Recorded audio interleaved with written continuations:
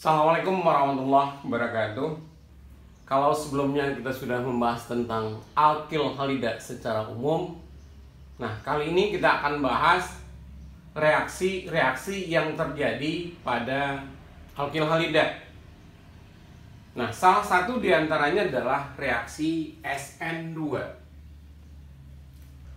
Apa itu reaksi SN2? Reaksi SN2 ini adalah reaksi yang terjadi secara serempak. Kalau kita lihat nanti dalam mekanisme reaksinya, kalau kemarin kita ini ada OH misalnya,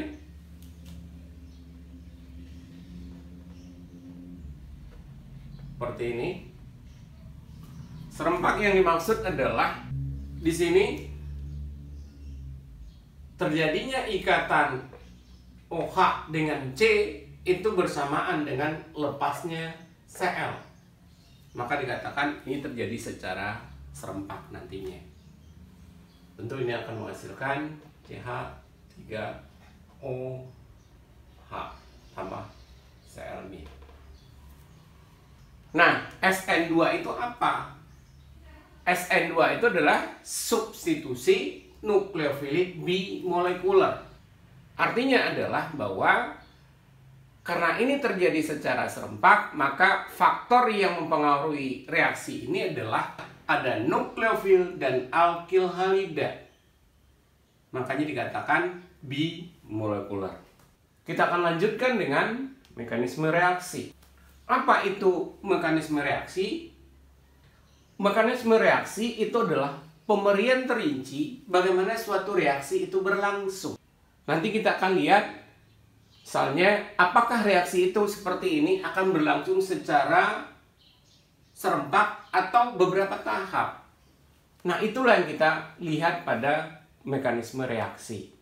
Untuk lebih jelasnya nanti kita akan lebih banyak bicara tentang mekanisme reaksi, termasuk di sini adalah SN2, SN1, E2 dan E1.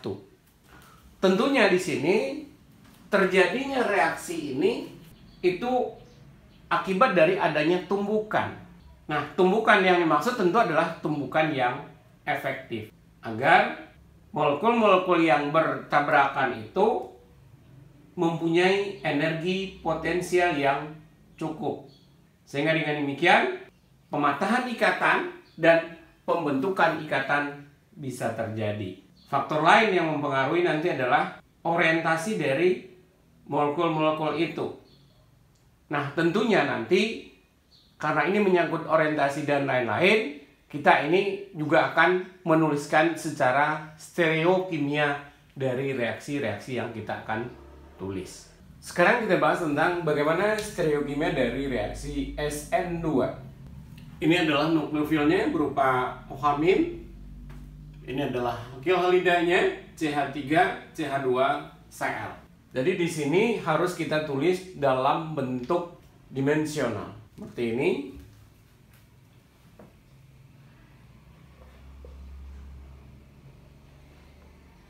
C, ya, ada yang pada bidang, ada yang mendekati dan ada yang menjauhi. Terus kemudian ada yang posisinya pada bidang tapi jauh dari OH. Jadi di sini ada Cl, karena di sini ya, ini ada CH3, ini ada H misalnya, ini ada H, sesuai dengan yang di sini. Maka yang terjadi itu nanti adalah reaksinya itu pada sisi yang berlawanan antara gugus pergi yang akan lepas, di sini adalah Cl, sedangkan gugus OH yang akan masuk bertindak sebagai nukleofil, ini adalah pada sisi yang berlawanan. Jadi kalau kita perhatikan di sini, Cl-nya berada di sisi yang sebelah kanan, OH-nya bereaksi dari sisi yang sebelah kiri. Maka dengan demikian nanti yang terjadi adalah seperti itu, ya. Nah, ini akan lepas. Dan ini terjadi secara serempak atau bersamaan. Sehingga nanti hasilnya adalah Nah, ya, OH sudah terikat dengan C, di mana nanti kalau kita lihat ini adalah tetap CH3, ini adalah H, ini juga ada H. Apa yang kita bisa lihat di sini? Ya, jelas bahwa OH itu akan melakukan penyerangan dari sisi yang berbeda dibanding yang harus pergi. Kemudian apalagi yang kita bisa lihat? Arahnya. Kalau awalnya arahnya adalah ke kiri, maka nanti setelah terjadi reaksi justru sebaliknya, terjadinya perputaran arahnya, arah yang berlawanan.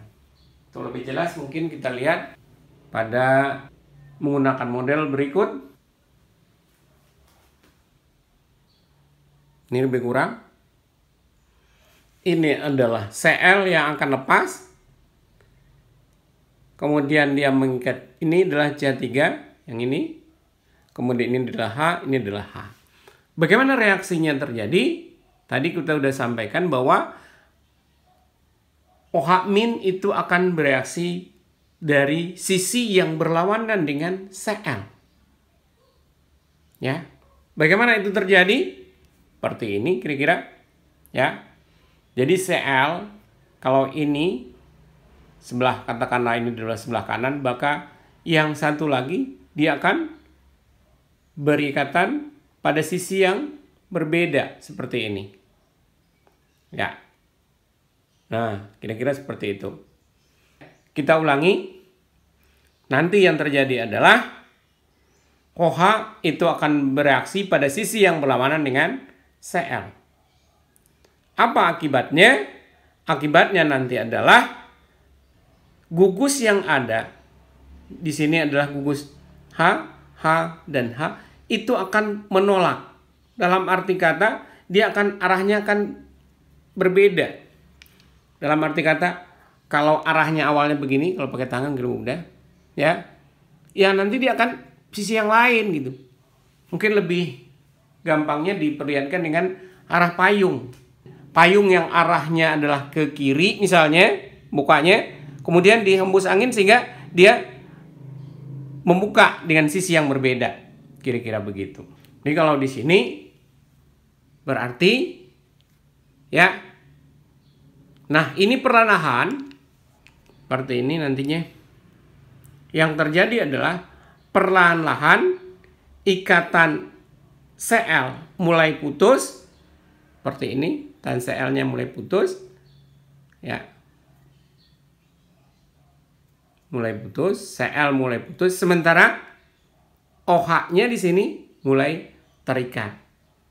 Karena OH mulai terikat di sini, maka menyebabkan ini akan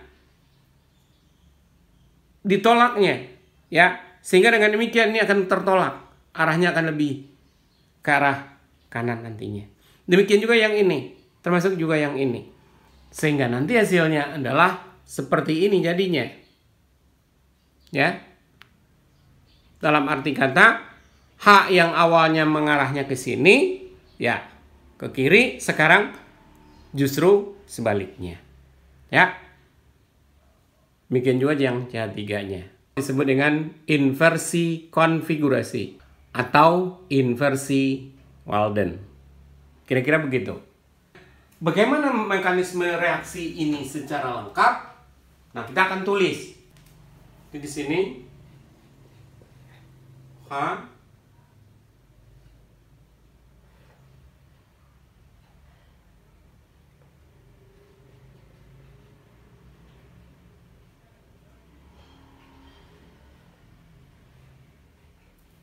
Nah, kita akan tulis di mana apa yang disebut dia akan mengalami keadaan transisi. Di mana nanti OH itu mulai terikat perlahan dan Cl mulai putus secara perlahan. Kita tulis begini. Ya. Sini C. Nah, ini secara bersamaan. Nah, biasanya ditulis dengan garis putus-putus begini, ya. Seolah-olah Cl mulai lepas, OH mulai terikat. Dan ini bentuknya adalah kira-kira datar gitu ya. Ini H, kemudian nah kira-kira gitu. C3 adalah H. Ini yang disebut dengan keadaan transisi.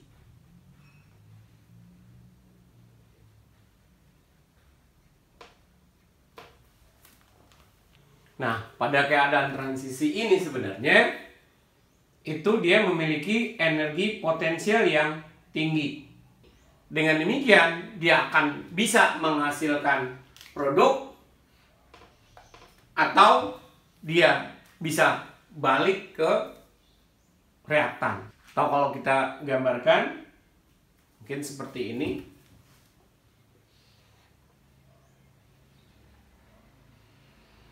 Nah, di puncak inilah yang disebut dengan keadaan transisi. Maka pada puncak ini reaksi bisa ke kanan dalam arti kata menghasilkan produk, tetapi juga bisa ke kiri sehingga dia akan kembali lagi ke reaktan. Jadi bagaimana keadaan transisi? Nah, kita akan gambarkan kira-kira bentuknya kalau kita menggunakan model molekul, kira-kira bentuknya akan seperti ini. Nah, kira-kira bentuknya begini. Ya. Jadi seolah-olah dia terikat secara parsial, ya. Sehingga ini karbon itu tidak mengikat 5 tapi tetap 4. Jadi yang putus-putus itu kita hitunglah separuh gitu, setengah darinya. Maka dengan demikian, seperti yang kita sampaikan tadi, akibatnya nanti adalah ya, karena dia sisi yang berbeda, ini akan ke arah yang lain, ini juga ke arah yang lain, sehingga nanti hasilnya adalah seperti ini. Ya. Jadi ini sudah mengarah pada sisi yang berbeda, termasuk juga C3 yang terikat.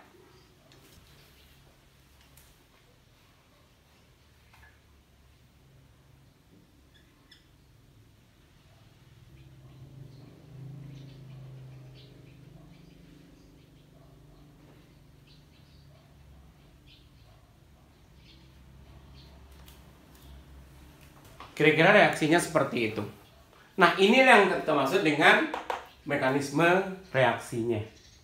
Tadi kita sampaikan ini adalah keadaan transisi. Sebenarnya, sebuah keadaan transisi itu tidak dapat diisolasi atau disimpan mungkin dari dalam botol gitu.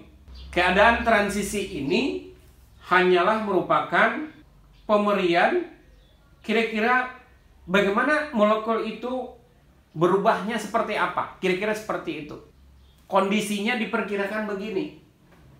Tapi yang betul-betul ada seperti ini molekulnya tidak ada. Nah, itu yang disebut dengan keadaan transisi. Dan biasanya juga kita biasa tulis dalam kurung siku seperti ini.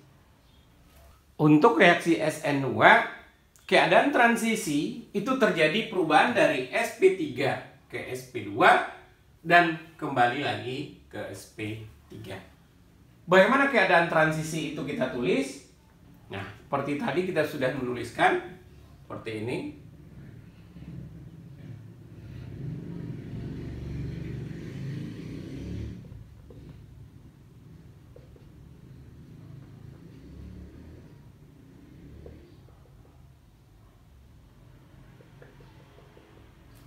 Kira-kira seperti itu. Atau bisa juga kita tulis begini.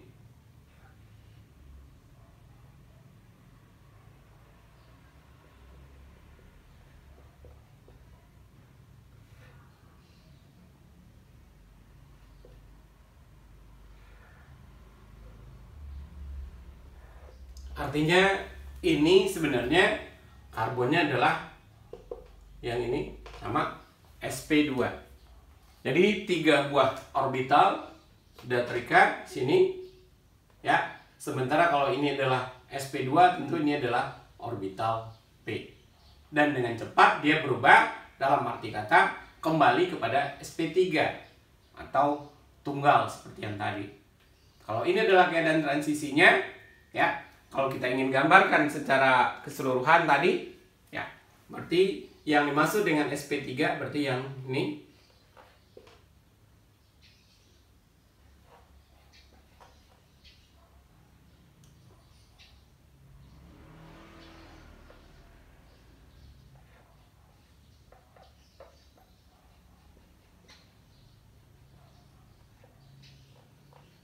Ya, ini adalah sp3. Kemudian dari sini baru ke keadaan transisi yang ini atau yang ini, ya. Kemudian baru balik lagi kepada keadaan sp3.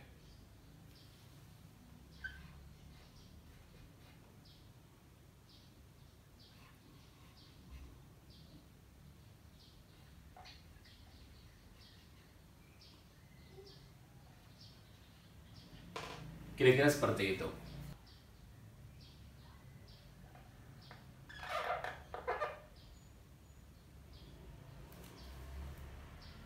Kira-kira seperti itu.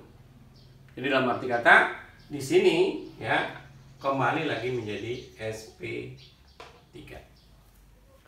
Untuk lebih jelasnya, bagaimana inversi Walden itu bisa terjadi. Sekarang kita lihat, ini adalah R2-bromo oktana. Ini kita udah tulis, ya. 1, 2, 3, 4, 5, 6, 7, 8. BR-nya berada pada posisi yang kedua. Ya, berarti pada atom karbon yang kedua, kita cek di sini. Ini ada C, ini ada BR, ini ada H, ini adalah karbon yang panjang. C-nya ada 6, TH-nya ada 13. Berarti dengan demikian karbon ini adalah karbon kiral. Nah, kita lihat bagaimana reaksinya. Kita tulis dulu ini adalah R2-bromo. Nah, perhatikan kembali lagi bahwa ini adalah R2-bromo. Jadi dengan demikian secara sekilas mungkin kita lihat dulu prioritasnya di sini, ya. Berarti dia mengikat BR, C yang panjang. Ya, berarti dengan demikian ini nomor 1 prioritasnya karena nomor atom BR itu adalah 35. Kemudian ini nomor 2, ini nomor 3, ini nomor 4. Sekarang kita akan coba reaksikan dengan OH-. Ya, ini adalah OH-. Kita bikin dulu seperti ini. Ingat, BR atau gugus pergi kita taruh yang paling jauh seperti ini. Kemudian, ya, ada yang pada bidang, ada yang mendekati, ada yang menjauhi. Berarti kalau kita tempatkan H-nya di sini, kita tulis ini yang C6H13 yang panjang, sementara ini kita taruh TH3. Sudah benar belum pengandaian kita? Kalau sekarang kita lihat, berarti di sini perhatikan sini, ya, H mendekati kita, ya. Berarti kalau begitu ini adalah 1, ini adalah 2. Berarti sesungguhnya ini adalah konfigurasinya adalah S. Tapi karena kita di sini H-nya mendekati kita, sesungguhnya yang kita lihat itu adalah lawan dari yang seharusnya kita perkirakan tadi. Berarti sudah benar bahwa ini adalah R. Jadi sudah benar bahwa, jadi kalau kita lihat sekarang, perhatikan. Kalau kita lihat, ya, H-nya ini mendekati kita, ya. Nih, 1 di sini, ini 1, ini 2, 3 prioritasnya. Berarti sebenarnya, ya, kalau kita mendekati kita sekarang, karena ini harus menjauhi, yang benar itu adalah dia sesungguhnya adalah seperti ini, mendekati kita. Yang benar itu adalah tentu adalah searah jarum jam. Nah, bagaimana mekanisme reaksinya? Tadi kita sudah sampaikan bahwa nanti yang terjadi itu adalah nanti akan membentuk keadaan transisi. Tadi kita udah lihat bahwa bentuknya biasanya dikasih kurung siku begini, berarti C mengikat OH secara parsial dan mengikat BR. Kemudian di sini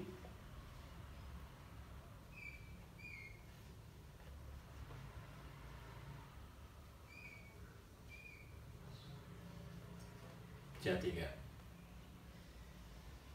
Nah, ini keadaan transisinya.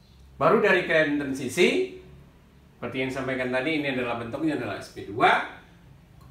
Dia akan balik lagi menjadi sp3 sehingga menghasilkan produknya. Produknya apa? Nah, kita lihat hasilnya. Ya, berarti OH-nya sudah mulai terikat. Seperti ini.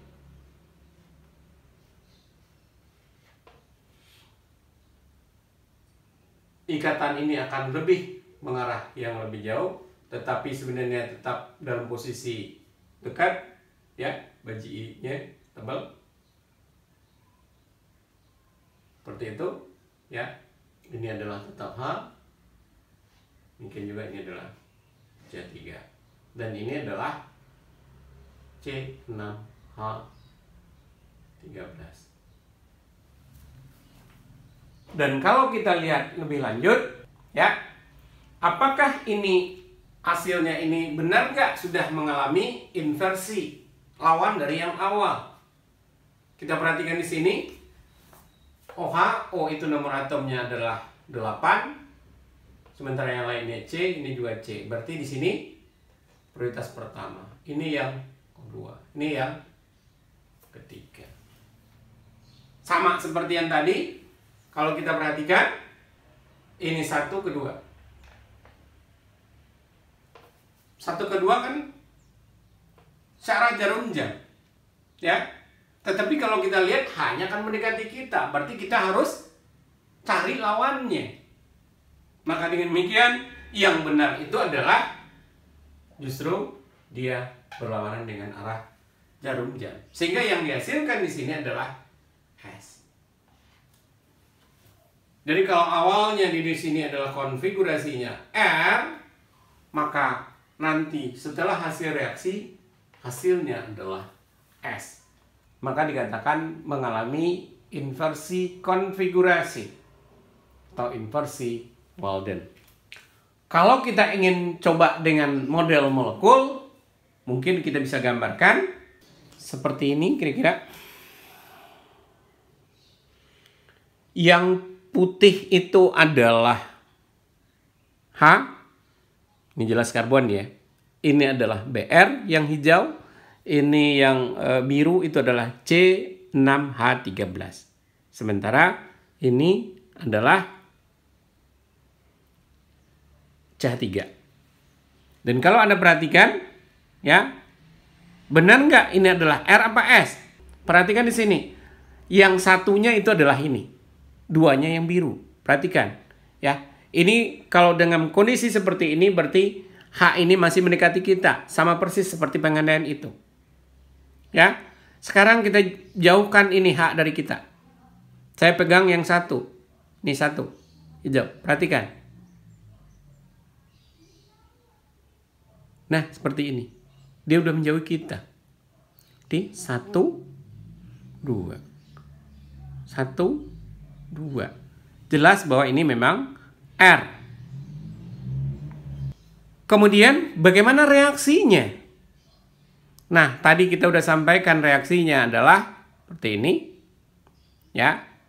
Bahwa yang gugus yang akan datang atau yang akan bereaksi atau nukleofil nanti akan pada sisi yang berbeda. Seperti ini. Ya, sisi yang berbeda nantinya. Maka dengan demikian, kalau ini adalah pada sisi yang berbeda, nih, ya. Nah, perlahan-lahan ya akan berikatan. Kemudian berikatan secara parsial atau dari karbon sp3 menjadi sp. Dengan demikian, maka nanti akan terjadi penggantian. Jadi, BR-nya akan lepas, kemudian digantikan oleh OH. Makanya disebut sebagai reaksi substitusi.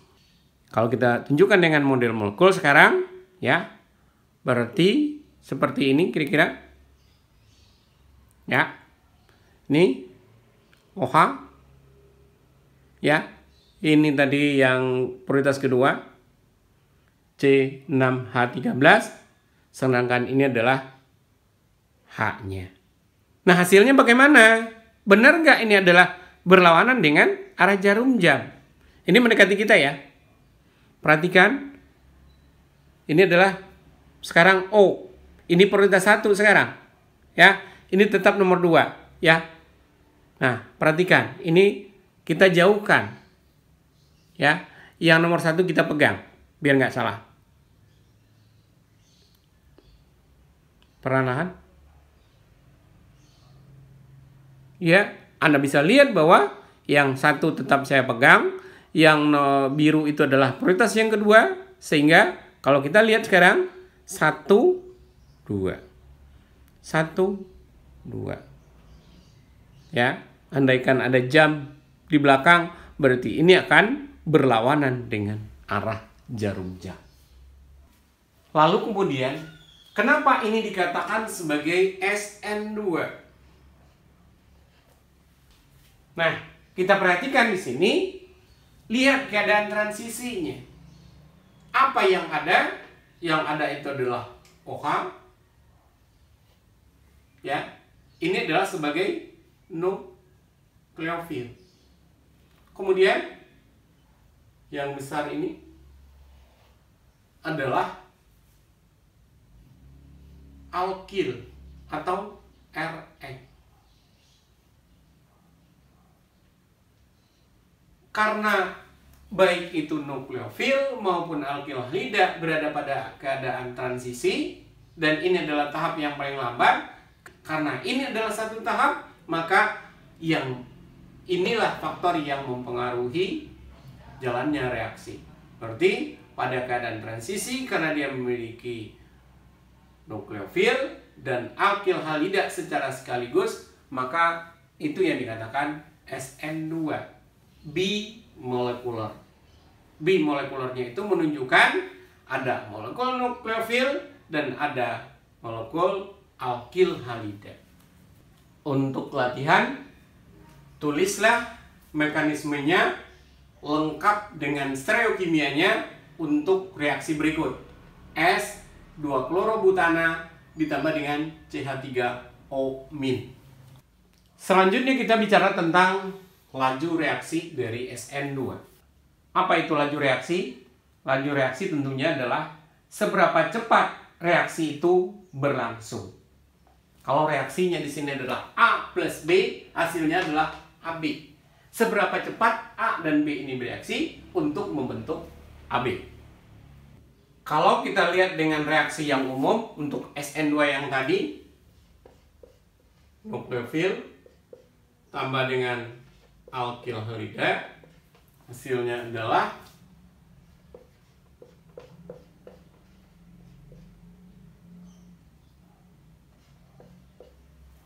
X-min. Tadi kita udah bahas bahwa reaksi ini adalah berlangsung secara serempak. Karena reaksi ini berlangsung secara serempak, maka konsentrasi nukleofil dan konsentrasi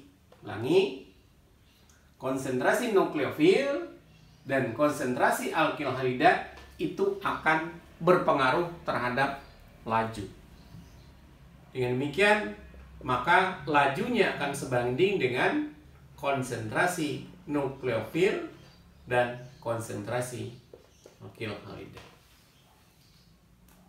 Atau boleh juga dikatakan bahwa lajunya adalah sama dengan, berarti K dikali dengan konsentrasi nukleofil kali dengan alkil halida. Karena memang ini reaksi berlangsung secara serempak. Pemutusan ikatan lama dan pembentukan ikatan yang baru berlangsung secara serempak.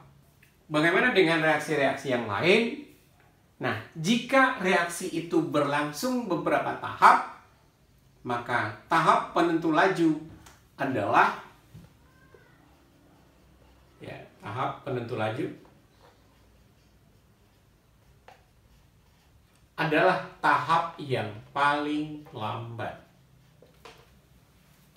Karena lajunya tadi ya sama dengan K kali konsentrasi nukleofil dikali dengan konsentrasi alkil halida.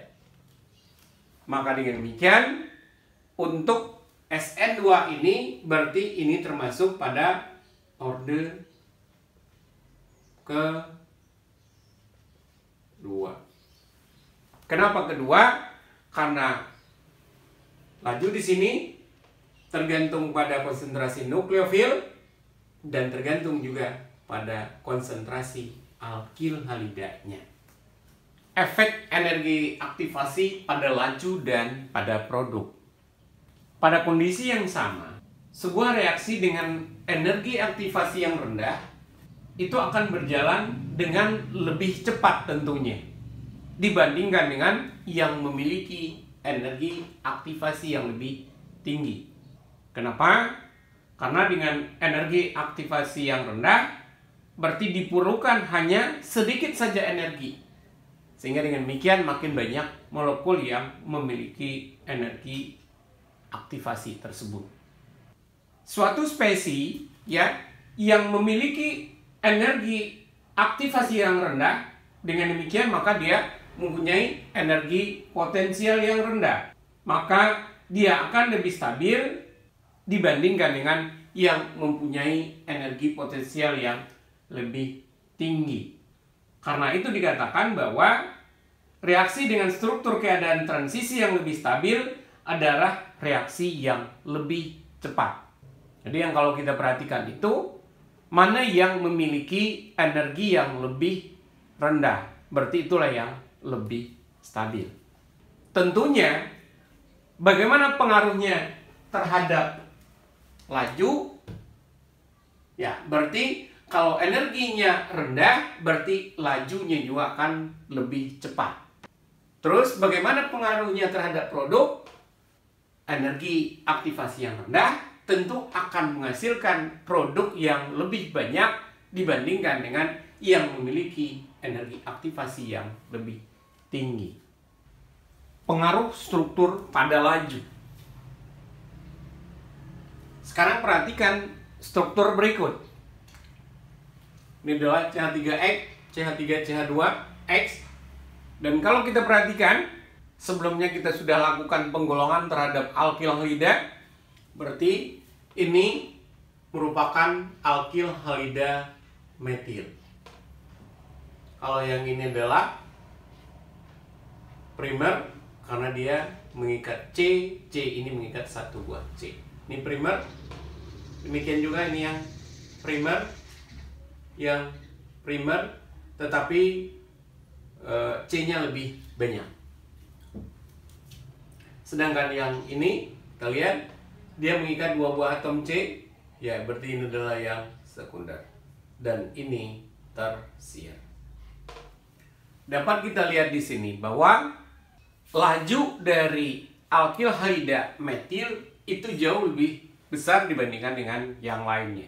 Misalnya terhadap yang primer yang ini. Berarti ini adalah 30 kali lipat dibandingkan dengan CH3, CH2X. Untuk yang primer ini. Tetapi kalau kita bandingkan terhadap primer yang ini dan ini, itu bisa dilihat 30 berbanding 0,4. Ini kalau kita hitung berarti kita akan dapatkan sekitar 75. Artinya adalah bahwa yang metil dibandingkan yang primer, kalau untuk yang kasus begini berarti 75 kali lipatnya. Tetapi bandingkan antara yang metil dibandingkan dengan yang sekunder. Berarti 30 berbanding 0,025. Berarti kalau di sini ya, ini terhadap ini berarti sekitar 1200. 0,025 ini 1/40. 40 kali 30, 1200. Jadi kita bisa perhatikan di sini bahwa struktur dari alkil halida itu akan berpengaruh terhadap lajunya. Di mana sini laju yang lebih cepat itu adalah metil, ya, diikuti oleh yang primer, diikuti oleh yang sekunder, ya. Malah kalau yang begitu untuk yang tersier malah tidak ada hasil dari reaksi substitusinya. Nah, apa yang menjadi alasan daripada urutan ini? Nah, berikut kita akan belajari tentang rintangan sterik pada reaksi SN2. Rintangan sterik pada SN2. Tadi kita sudah lihat berdasarkan data bahwa ternyata laju dari metil halida lebih cepat dibandingkan dengan alkil halida primer, lebih cepat dibandingkan dengan alkil halida sekunder, dan lebih cepat dibandingkan dengan alkil halida tersier. Ini adalah naiknya laju SN2. Kenapa ini bisa terjadi? Yang metil jauh lebih besar dibandingkan dengan yang primer. Apalagi kalau misalnya dibandingkan dengan yang sekunder. Hal ini disebabkan oleh apa yang disebut dengan rintangan sterik. Apa itu rintangan sterik? Rintangan sterik itu adalah jejalan ruang dalam struktur-struktur. Nah, ini yang disebut dengan rintangan sterik. Kita lihat reaksinya.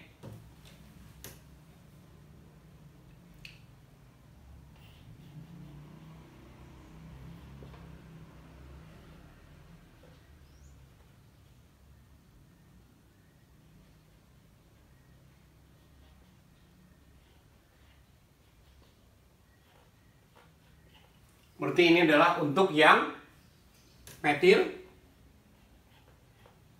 Kemudian yang kedua, kita tulis dulu.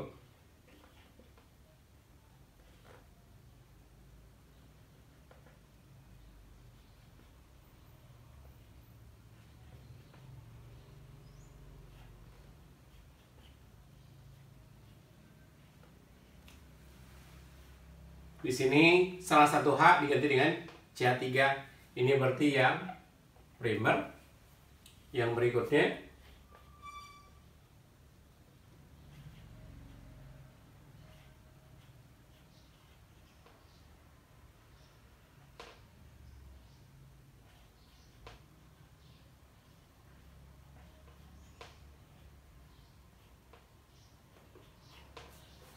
berarti ini salah satu H kembali kita ganti dengan CH3. Berarti ini adalah yang sekunder. Dan kalau mau kita tulis lagi yang berikutnya, yang tersier.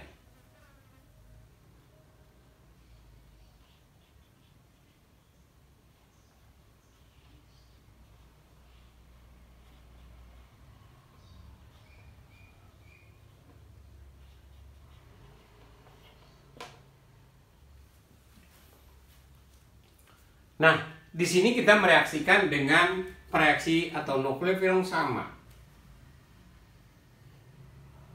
Ion metoksida. Apa yang bisa kita lihat di sini? Berarti bila gugus-gugus yang besar, di sini adalah CH3, ya, CH3 itu berjejalan di ruang yang sempit, maka akan terjadi tolak-menolak antara gugusnya, sehingga dengan demikian energinya akan semakin tinggi. Dalam SN2, energi suatu transisi yang berjejal lebih tinggi itu akan lebih tinggi juga dibandingkan dengan keadaan transisi dengan rintangan sterik yang lebih rendah.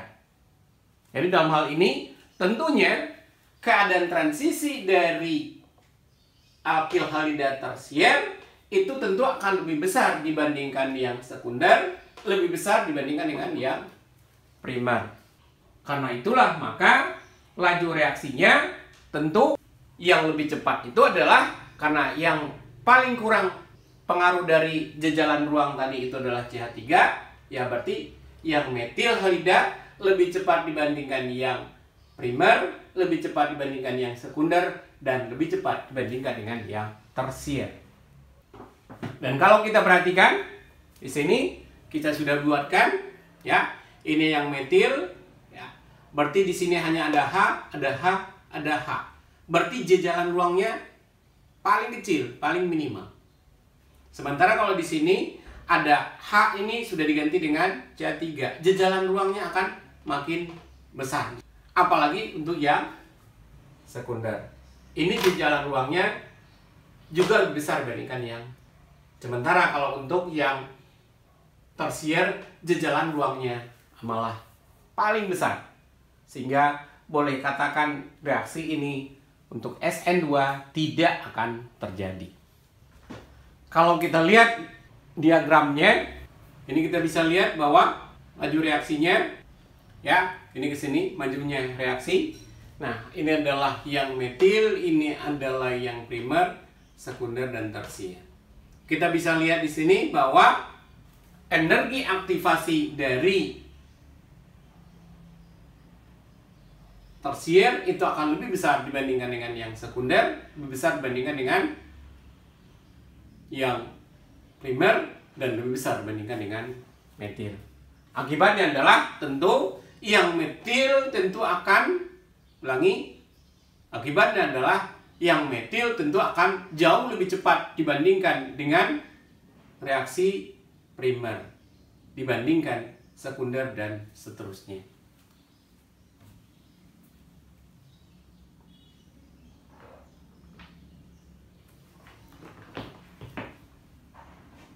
Untuk lebih mudah memahaminya, kita bisa lihat kalau bentuknya tadi ada yang metil, kita perhatikan di sini. Ya, ini yang metil karena dia mengikat H semuanya. Tentu jejalannya kurang. Sehingga reaksi dari sebuah ya, kalau tadi adalah ion metoksida ya. Ion metoksida di sini tentunya dia akan lebih leluasa untuk berikatan dengan C-nya karena jejalannya sedikit. Kita bandingkan dengan yang primer. Dimana kalau pada primer tentunya sudah ada gugus metilnya, satu metil di sini. Akibatnya jejalan ruang di sini akan lebih besar. Dalam arti kata, untuk masuk atau untuk berikatan dengan C ini akan jauh lebih sulit dibanding dengan yang sebelumnya. Jadi dalam arti kata, adanya ion metoksida yang berikatan di sini akan jauh lebih susah karena jejalan dari sekitar atom karbon ini ya akan lebih besar. Kemudian kalau kita lihat ini adalah ini ya. Kita perhatikan mungkin di sini. Kita perhatikan yang di sini ya. Nah, berarti ini akan lebih terjejal lagi. Kenapa? Karena ini sudah ada CH3, ini juga CH3. Sehingga untuk yang masuk ion metoksida akan jauh lebih sulit lagi. Ya, akibatnya tentu ini membutuhkan energi yang jauh lebih besar dibandingkan dengan yang sebelumnya.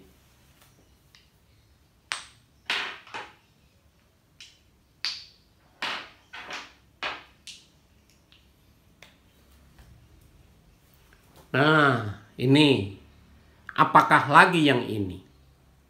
Ya, semua H sudah digantikan oleh CH3. Ini CH3, ini CH3. Akibatnya adalah gugus yang akan berikatan, katakanlah ini adalah ion metoksida itu tadi, tentu akan lebih sulit lagi karena ada jejalan dari ini. Akibatnya adalah energi aktivasinya akan jauh lebih tinggi. Sehingga dengan demikian, maka ini akan jauh lebih sedikit atau malah reaksinya tidak terjadi.